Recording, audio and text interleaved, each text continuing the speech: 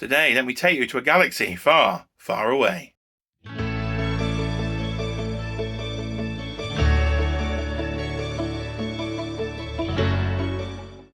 Yes, hi there and welcome to Jay's Toy Collection UK, and once again you find me on the action figure project as I start to move stuff once again. So I'm here in the office and I will show you what I'm going to do with the Star Wars display. But before we do that, if you could hit that like button, leave your thoughts in the comments below and subscribe if you're new to the channel. And while you're there, why not join the channel membership? We got hashtag flip open the flap, or we got hashtag the wedding fund. So yes, you may recognise some of this backdrop behind me from the live streams this week in toys, but this is also my office. But half of it, as you can see, has already been taken apart because I am on a full Star Wars redo. So I'm going to take you in this sort of vlog style video through the day as I build units, move units, do some lighting. Oh dear, it's all happening again. So where are we and how are we starting? So that's the bit you would usually see behind me on the live stream, but of course I've already taken one of the units out because I've moved them downstairs to build a bit of a library in the living room area. So here we have the wall of the Star Wars retro cards. We've got some G.I. Joe retro cards, and then trying to do sort of one of every Marvel card. So that is a work in progress. And then over here you'll see one Kallax unit. Loads of toys for sale on the bed piled up, and there is one unit on the bed as well. But what am I doing, you may ask? Why am I doing this? So I decided I wasn't quite happy with my Black Series display. I like the top shelf, the bit you see on the live stream, I thought looked quite nice, but the bit you would see down below, well, you wouldn't really see on the live stream, but I would see it as I'm sat here every day working as well, I wasn't quite happy with, because as I moved the Black Series out, I kind of just threw them into different sort of separate random cubes. So I bought another Kallax unit, this time a sort of double wide one, so I can take this piece out. I'll repeat that on the same unit there as well, so we can have two units in there side by side, but with the middle pieces out like you would see in the toy room display, so we can have more of a sort of widespread display. We're not bound by the smaller cubes. But to do that, I had to take the two side units out because they were single Kallaxes down there, so they weren't going to work. I had to buy, as I say, a double wide. They're going to have to take this one apart as well, so I can literally strip it down, take the figures out, take the middle shelves out. We'll try and get the lights off the back without ripping them. So far, so good. Haven't ripped the lights. Add more lights in. Get the new units in. Get all the figures back. At this time, in a much more action-packed display. And I may have done a bit of Black Series purchasing over the last few days. I've backtracked pretty much the last 6 months or so of Star Wars Black Series. So shout out friend of the channel, Matt over at Brick Life Travels. He is doing a Lego Star Wars display. You can go check him out. And he kind of got me inspired to do this. I thought if he's doing a bit of Star Wars, I better step up my Star Wars. The poster game's okay. We got the posters in. We got the original film, of course, then The Empire Strikes Back, and then Return of the Jedi. But lots more action needed. So today, I'll be taking you through all my actions. And again, a day in the life of a toy collector who's decided to move something. So first port of call, I suppose, I've got to get the rest of these figures off. So we're about halfway through the first emptying phase now. So the top shelf is off. Might get the sock out for a bit of dusting on that one there. And as you can see, I've done the Mafex cube emptied, and I've emptied all the Star Wars ones now. So I've got boxes like this, literally clogging the toy room. All done then. Everything boxed up off that unit. So you can see they're all going in sort of cardboard boxes for now. So I'll get those into the toy room, then it'll be a case of taking the unit apart, getting the lights off, hopefully without breaking them. And then we can move on. But let me just show you kind of the mess you get in as a toy collector doing manoeuvres. And in the comments below, how often do you move the figures, and do you get in this mess as well? So Batman 66 is in the box. We've got Star Wars in the box. We've got a video yet to come there. There is the Simpsons figure, so Series 2 was turned up. We've got some Turtles in the box. All stars. This is the toy room floor now as I enter in. You can see there's an 80 on the floor. There's half an M1. There's some Mythic Legion pickups down there. If you go way back there, you'll see a Millennium Falcon. So I've literally, as I say, trashed the display trying to make it. This is currently the state of the toy room floor with all the box figures that have come off the unit. Even a bag of rubbish, getting the recycling going as well. So that is the mess I've got myself into. But now back to regularly scheduled programming, and I will go and try and get this unit out.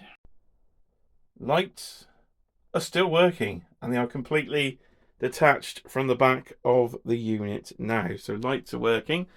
That's good. It's probably not going to be as sticky as it used to be, but I was hoping I didn't want to have to relight the unit that's sort of hanging over the bed because I've got all under lighting on there.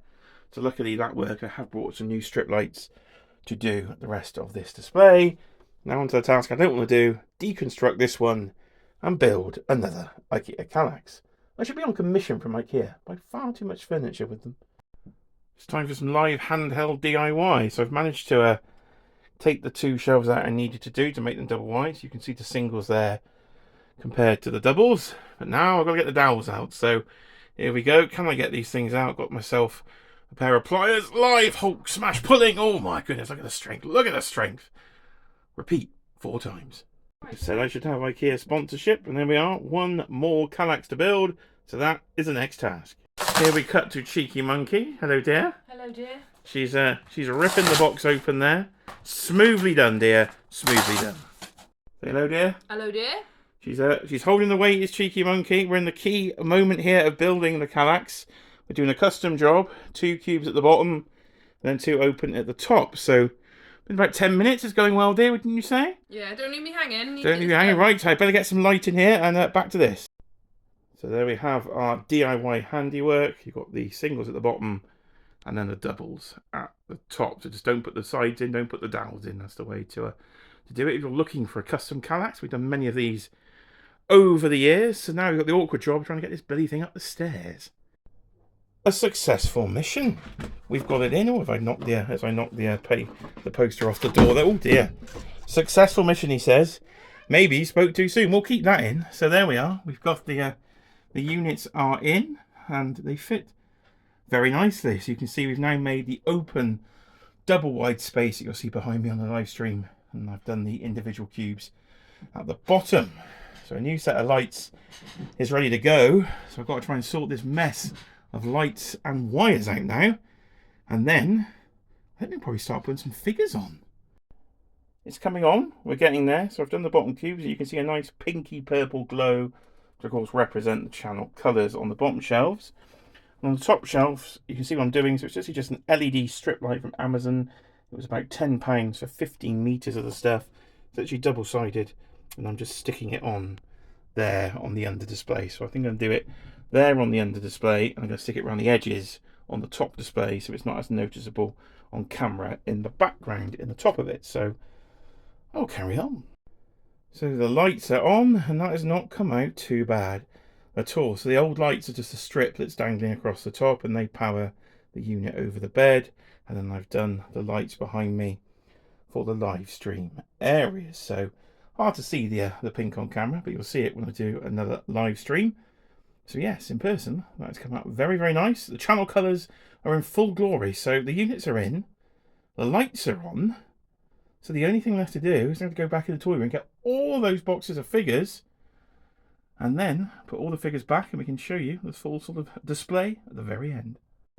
Now we've got some inception in the video, because I've gone into StreamYard just to see kind of what the view would look like on camera and check the lights are actually working and shine through correct. So as you can see, nice pink glow behind me, waving it myself. Well, it's a good few hours later, but we have a basis for a display. So do stay tuned for the Star Wars full collection video, because that will be probably the video that follows this one.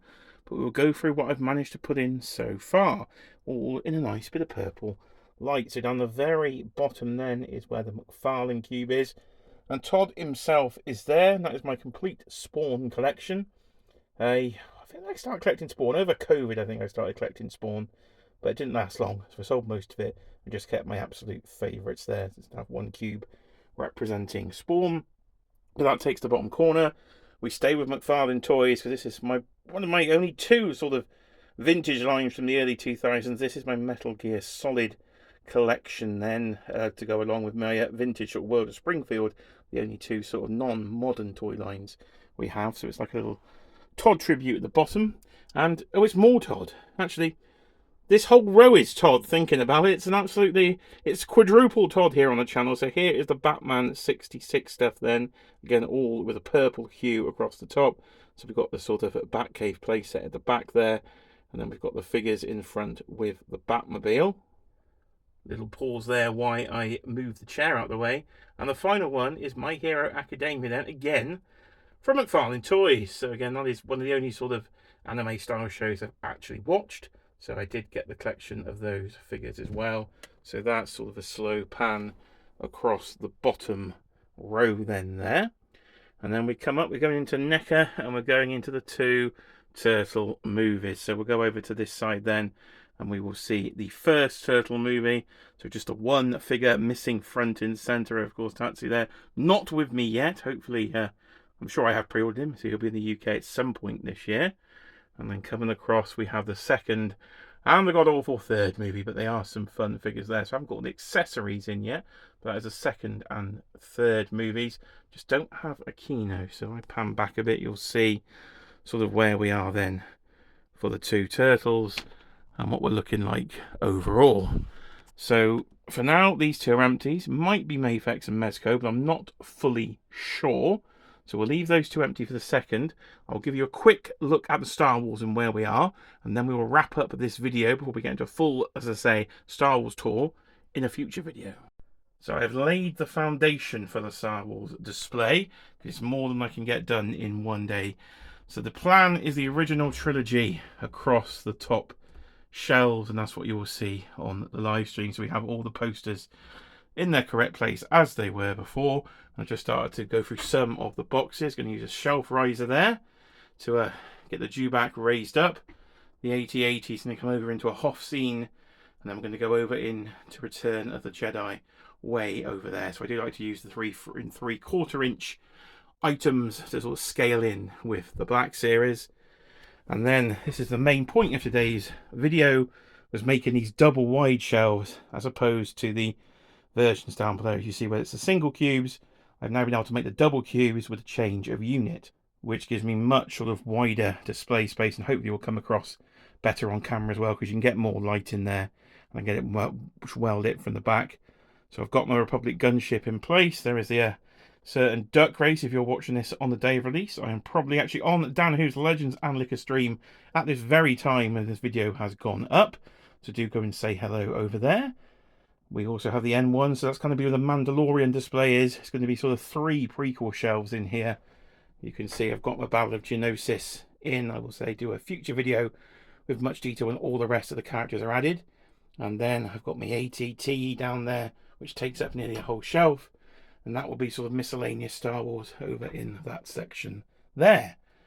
So I think we're about done for today. So it's been a very long day. I'm about probably 6 to 8 hours in to the project. So in the comments, your toy projects, tell me about your own toy projects. How far do you go with moving, or is it just me that does this all the time? But I think it was worth the effort in the end. So it's going to give a much better sort of overall display. I've just got about 8 more boxes of Star Wars figures to go through. So I hope you've enjoyed a sort of vlog. You can say the day in the life of a toy collector here. So I've been Jay. This has been Jay's Toy Collection UK, and I will see you all on the next video.